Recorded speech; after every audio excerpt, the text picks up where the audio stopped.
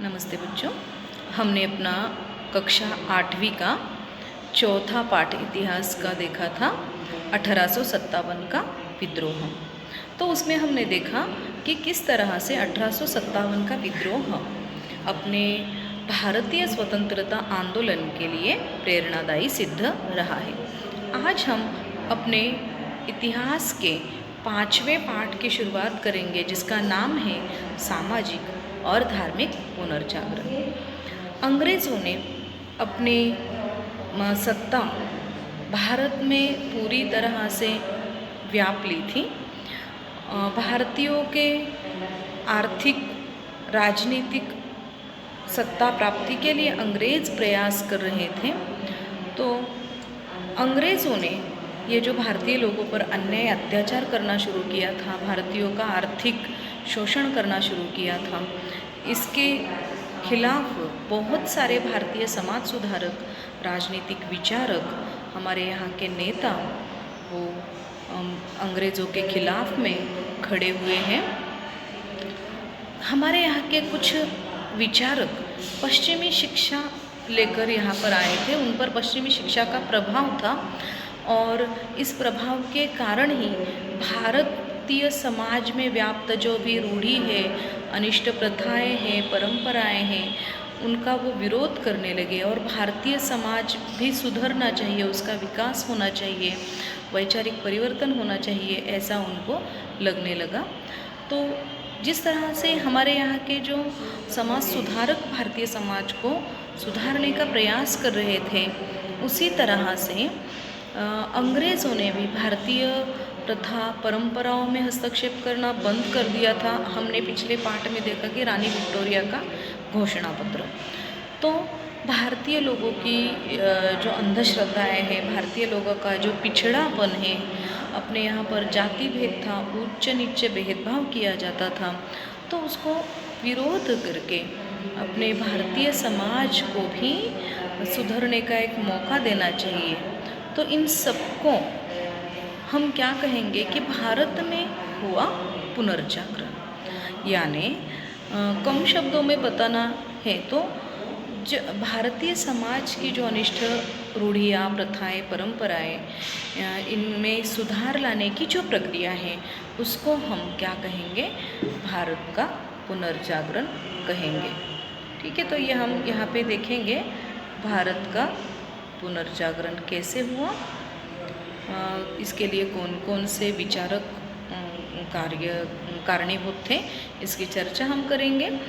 तो सबसे पहला पॉइंट हम यहाँ पर देखेंगे, भारतीय धर्म सुधार का युग, ये पॉइंट हम देखेंगे।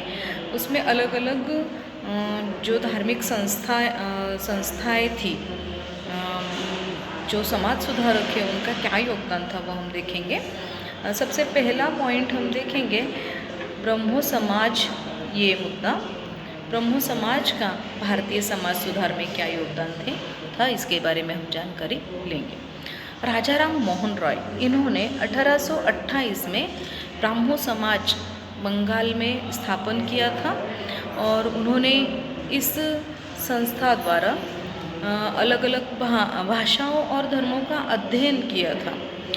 तो ये जो अपने राजा राम मोहन रॉय हैं, इनको ऐसा लगा कि ईश्वर एक ही है, मतलब उन्होंने एकेश्वरवाद का सिद्धांत प्रस्तुत किया है, उच्च नीच भेदभाव का उन्होंने विरोध किया है, कर्मकांड का उन्होंने विरोध किया है।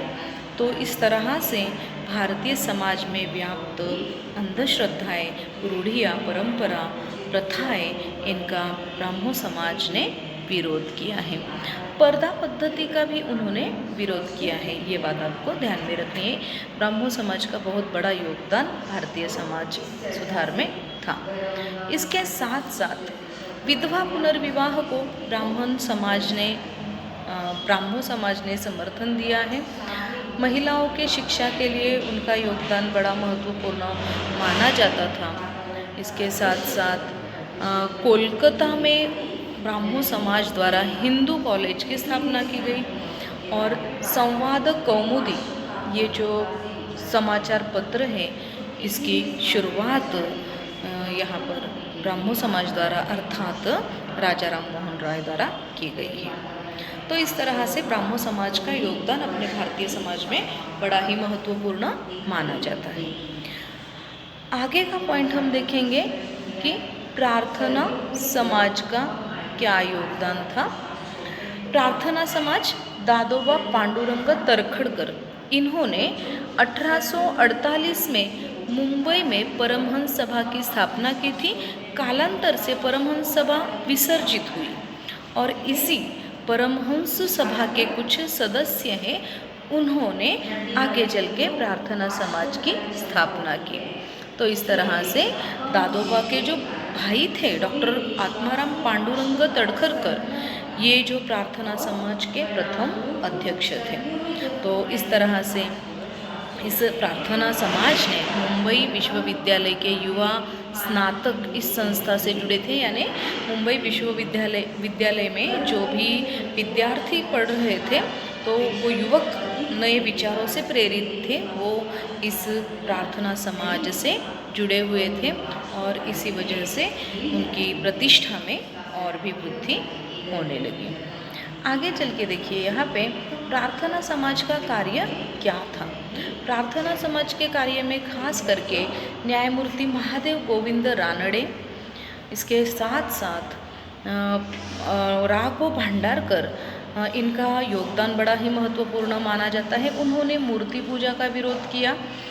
एकेश्वरवाद यानी ईश्वर एक ही है, ये उनका कहना था। कर्मकांड का विरोध प्रार्थना समाज ने किया था और उन्होंने उपासना और प्रार्थना पर बल देना शुरू किया, यानी किसी बिना कर्मकांड किए केवल आप प्रार्थना करो, उपासना करो, ये उनका कहना था। प्रार्थना समाज ने भी अनाथालय शुरू किए हैं। स्त्री शिक्षा को उन्होंने महत्व दिया है। जो लोग श्रमिक थे उनको रात्रशाला द्वारा पढ़ाई के लिए सुविधा उन्होंने उपलब्ध करा दी है। प्रार्थना समाज के सदस्य थे महर्षि विट्ठल रामजी शिंदे, वीरा शिंदे, जिन्होंने बहुत ही महत्वपूर्ण ग्रंथ लिखा, डिप्रेस्ड क्लासेस मिशन की स्थापना की है। वीरा शिंदे अर्थात विट्ठल रामजी शिंदे, यहाँ पर आपको यह प्रश्न पूछा गया है डिप्रेस्ड क्लासेस मिशन के संस्थापक कौन थे। तो इस तरह से युवकों की जो भी सामाजिक समस्याएं हैं वो सुलझाने का कार्य यहाँ पे प्रार्थना समाज ने किया है। आपको दादोबा पांडुरंग तड़खरकर का चित्र देखिए यहाँ पर दिया गया है। तो यहाँ पर इनका भी योगदान भारतीय समाज सुधारने में बहुत महत्वपूर्ण माना जाता है। आगे चल के हम देखेंगे सत्यशोधक समाज, जिसके संस्थापक थे महात्मा ज्योतिराव फुले। इन्होंने 1873 में सत्यशोधक समाज की स्थापना की है। सत्यशोधक समाज जो है वो समता के सिद्धांत पर आधारित था, यानी समाज में समानता प्रस्थापित करना यह उनका प्रमुख उद्देश्य था। सत्यशोधक समाज ने छुआछूत की प्रथा है उसको विरोध किया है। इसके साथ साथ स्त्री शिक्षा को इन्होंने महत्व दिया है। आपको पता है सावित्रीबाई फुले का योगदान स्त्री शिक्षा में, महात्मा फुले का योगदान स्त्री शिक्षा में कितना महत्वपूर्ण माना जाता है। महात्मा फुले इन्होंने एक ग्रंथ लिखा है ब्राह्मणांचे कसब, मतलब हिंदी में उसको हम कहेंगे ब्राह्मणों का कौशल्य। इसके साथ साथ गुलामगिरी, ये बहुत ही महत्वपूर्ण ग्रंथ इन्होंने लिखे हैं। इसके साथ साथ शेतकऱ्यांचा आसूड यानी किसानों का चाबुक, ये भी योगदान महात्मा फुले का हमें दिखाई देगा। इसके साथ साथ सार्वजनिक सत्यधर्म, ऐसे बहुत सारी अच्छी किताबें महात्मा फुले द्वारा लिखी गई, जिससे समाज में प्रस्थापित असमानता है, उच्च नीचता है, कर्मकांड है, वो कम होने में उस समय मदद हुई है। इसके साथ साथ सत्यशोधक समाज ने स्त्री पुरुष समानता पर महत्व दिया है। इसके साथ साथ भेदभाव की नीति का उन्होंने कड़ा विरोध किया है। ये बहुत ही महत्वपूर्ण कार्य सत्यशोधक समाज द्वारा किया गया है, तो ये आपको ध्यान में रखना है। अगला पॉइंट हम देखेंगे आर्य समाज। आर्य समाज का क्या योगदान था। आर्य समाज जिसके संस्थापक थे स्वामी दयानंद सरस्वती। उन्होंने 1875 में आर्य समाज की स्थापना की। और ये जो आर्य समाज है उनका भी बहुत ही महत्वपूर्ण योगदान समाज सुधार में माना जाता है। यहाँ पर सत्यार्थ प्रकाश, देखिए यहाँ पर मैं अंडरलाइन कर रही हूँ, ये जो ग्रंथ है वो स्वामी दयानंद सरस्वती ने लिखा है और वेदों पर भाष्य करने वाला ये ग्रंथ था। और इसके साथ साथ सबसे प्राचीन वैदिक धर्म ही सच्चा और सत्य धर्म है, ये उन्होंने बताया है। इसके साथ साथ आर्य समाज ने भी देखिए जाति धर्म पर आधारित जो समाज व्यवस्था है वो उनको मान्य नहीं थी। समाज में व्याप्त जो अंधश्रद्धाएँ है, अनिष्ट प्रथाएँ है, कर्मकांड है, इसको इनका विरोध था। उनका एक घोषवाक्य था आर्य समाज का। क्या घोषवाक्य था? वेदों की ओर चलिए। ये बहुत ही महत्वपूर्ण घोषवाक्य आर्य समाज का था। और इन्होंने भी बहुत सारी शिक्षा संस्थाएं खोली है जिसके वजह से शिक्षा का प्रचार और प्रसार हो सके। तो इस तरह से ये बहुत ही महत्वपूर्ण योगदान देने वाला आर्य समाज और उसके संस्थापक स्वामी दयानंद सरस्वती थे। अगला मुद्दा हम देखेंगे कि रामकृष्ण मिशन, ये जो संस्था है इसका क्या योगदान था। रामकृष्ण मिशन रामकृष्ण परमहंस के शिष्य स्वामी दयानंद स्वामी विवेकानंद, इन्होंने 1897 में रामकृष्ण मिशन की स्थापना की। ये जो रामकृष्ण मिशन है इन्होंने लोक सेवा के लिए बहुत सारे कार्य किए। क्या क्या कार्य किए देखो, इन्होंने अकालग्रस्तों को सहायता की, जो भी रोगी थे, दीन गरीब थे, दुर्बल थे, उनको औषधियों की सहायता की। स्त्री शिक्षा के लिए उनका महत्वपूर्ण योगदान माना जाता है। आध्यात्मिक उन्नति के लिए उन्होंने कार्य किया है, ये उनके बहुत ही महत्वपूर्ण कार्य थे। इसके साथ साथ आज भी हम ये जो स्वामी विवेकानंद द्वारा स्थापित रामकृष्ण मिशन है इसका कार्य देख सकते हैं, वो उत्तम प्रकार से चल रहा है। स्वामी विवेकानंद ने 1893 में अमेरिका के शिकागो में आयोजित जो धार्मिक परिषद थी, विश्व धर्म परिषद, इसमें हिंदू धर्म का प्रतिनिधित्व उन्होंने किया था। ये बहुत ही महत्वपूर्ण परिषद और उनका भाषण भी इस परिषद में बहुत ही प्रसिद्ध हुआ था। तो यहाँ पर इस परिषद द्वारा उन्होंने युवकों को एक संदेश देते हुए कहा था, उठो, जागो और लक्ष्य प्राप्त होने तक रुको मत। ऐसा संदेश ये जो अमेरिका में आयोजित विश्व धर्म परिषद है उसमें स्वामी विवेकानंद जी ने युवकों को दिया था। उनका भी योगदान यहाँ पे महत्वपूर्ण माना जाता है। आगे हम देखेंगे कि सिख समाज में सुधार। ये तो अपने भारतीय समाज में हिंदू धर्म में भी सुधार हुए, तो सिख समाज में भी सुधार करने के लिए बहुत सारे सिखों के जो समाज सुधारक हैं उन्होंने योगदान दिया है। तो इसमें देखिए सिख समाज में सुधार, सिख धर्म में सुधार लाने के लिए सिंह सभा की स्थापना की है। कौन सी सभा? सिंह सभा की स्थापना की है। और इस सिंह सभा ने सिख समाज में कैसे शिक्षा का प्रसार हो, सिख समाज कैसे आधुनिकता की ओर बढ़े, इसके लिए उन्होंने प्रयास किए हैं। कालांतर से अकाली आंदोलन ने सिख समाज में बदलाव लाने के लिए, सुधार लाने के लिए कोशिश की है और ये कोशिश आगे चल के सफल भी हुई है। इस तरह से सिख समाज में सुधार लाने के लिए भी सिंह सभा का योगदान बड़ा ही महत्वपूर्ण माना जाता है। अब हम देखेंगे अगला मुद्दा, स्त्री विषयक सुधार। ये तो समाज सुधार के बारे में हमने जानकारी ली। अब महिलाओं के विषय में क्या क्या सुधार होने लगे इसकी जानकारी हम लेंगे। स्त्री विषयक सुधार इस मुद्दे द्वारा, यहाँ पे जब ब्रिटिशों की सत्ता भारत में आई और उसका विस्तार हुआ तब भारत की महिलाओं की स्थिति अत्यंत दयनीय थी। उनको शिक्षा का अधिकार नहीं था। इसके साथ साथ उनके साथ व्यवहार भी समानतापूर्वक नहीं किया जाता था और बाल विवाह की प्रथा अपने यहाँ पे थी। दहेज पद्धति अपने यहाँ पे थी। केशवपन की पद्धति अपने यहाँ पे थी। सती की प्रथा हमने इसके पहले लेक्चर में देखा था, सती प्रथा थी अपने यहाँ पे। तो उस समय के जो गवर्नर थे लॉर्ड बेंटिक, इन्होंने सती प्रथा का कानून बनाने के लिए लॉर्ड बेंटिक, इनका योगदान महत्वपूर्ण माना जाता है। और इसके साथ साथ समाज सुधारक राजा राम मोहन रॉय, इन्होंने भी उनको सहायता की है। और इसके साथ साथ महिलाओं को समान अधिकार प्राप्त हो, इसलिए लोकहितवादी अर्थात गोपाल हरि देशमुख, इन्होंने अपने शतपत्र, ये जो ग्रंथ है, इसमें उन्होंने स्त्री पुरुष समानता का समर्थन किया। महात्मा फुले, इन्होंने 1948 में पुणे में भिडेवाड़ा में लड़कियों के लिए पहला विद्यालय खोला है।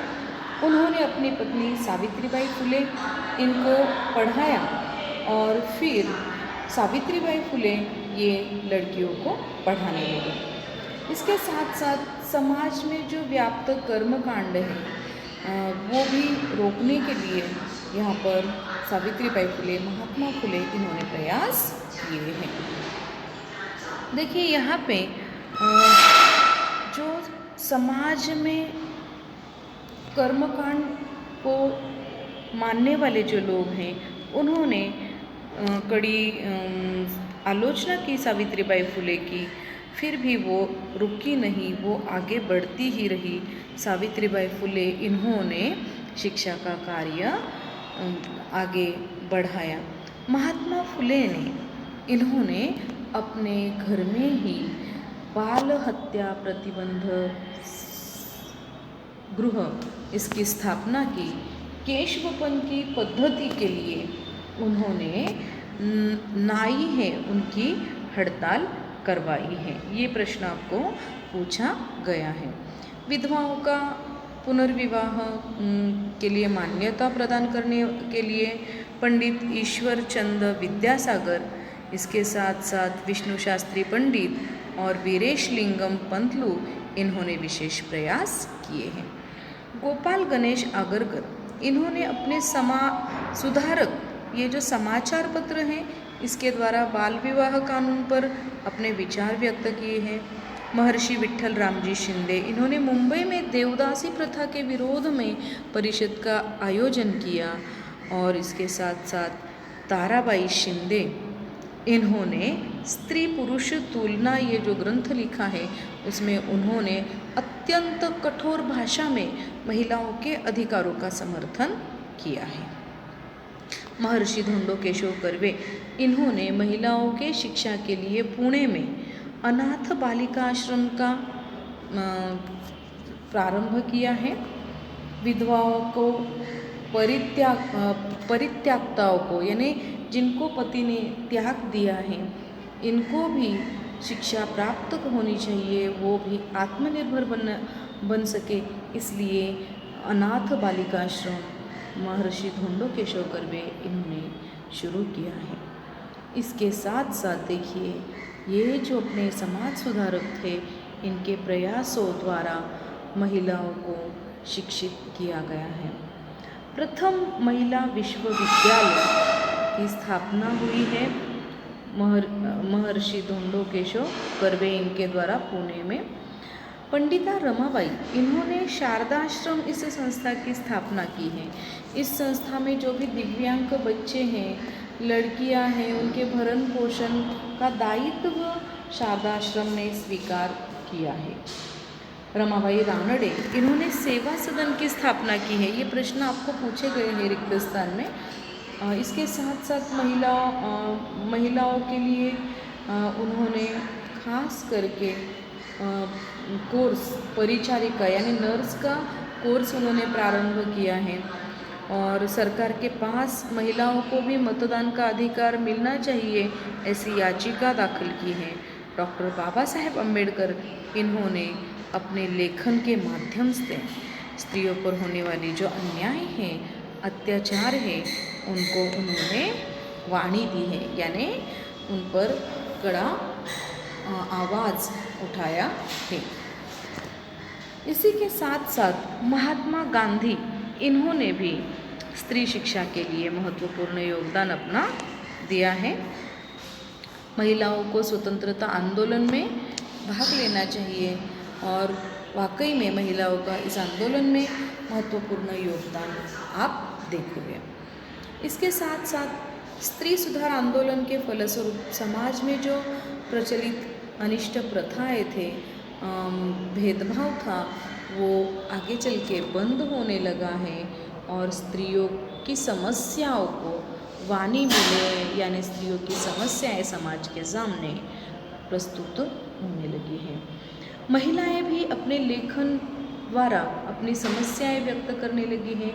शिक्षा के फलस्वरूप उनका जीवन भी अच्छा व्यतीत होने लगा है और महिलाओं का कर्तृत्व यहाँ पे निखर आया है। तो यहाँ पे आप सोचिए, एक ब्रैकेट में आपको ये दिया है कि थोड़ा सोचो, यदि समाज सुधारकों ने स्त्री शिक्षा का प्रारंभ नहीं किया होता तो क्या होता, है कि नहीं। आज जो महिलाएं पढ़ रही हैं वो सब उनका योगदान है। इसके साथ साथ वर्तमान समाज में जो स्त्रियों का जीवन है, शिक्षा के कारण उसमें कौन से परिवर्तन हुए हैं, ये आपको सोचना है। कौन से परिवर्तन हुए हैं? महिला पढ़ने लगी है, लिखने लगी है, नौकरी करने लगी है, वो अपने परिवार को हाथभार देने लगी है, आर्थिक दृष्टि से वो स्वावलंबी बनने लगी है। ये भी बहुत महत्वपूर्ण योगदान है इन समाज सुधारकों का। तो इसके साथ साथ अब हम देखेंगे मुस्लिम समाज में धर्म सुधार आंदोलन कैसे हुआ है। मुस्लिम समाज में भी धर्म सुधार आंदोलन हुआ है। अब्दुल लतीफ़ इन्होंने मुस्लिम समाज में धर्म सुधार आंदोलन प्रारंभ किए। उन्होंने बंगाल प्रांत में द मोहम्मदीन लिटोरी सोसाइटी की स्थापना की है और इस सोसाइटी द्वारा फिर समाज सुधार मुस्लिम समाज में होने लगा है। सैयद अहमद खान इन्होंने मोहम्मदन एंग्लो ओरिएंटल कॉलेज की स्थापना की और ये कॉलेज आगे चल के अलीगढ़ मुस्लिम विश्वविद्यालय में परिवर्तित हुआ है। और उन्होंने यानी अब्दुल लतीफ़ ने पश्चिमी विज्ञान और तकनीकी का समर्थन किया है।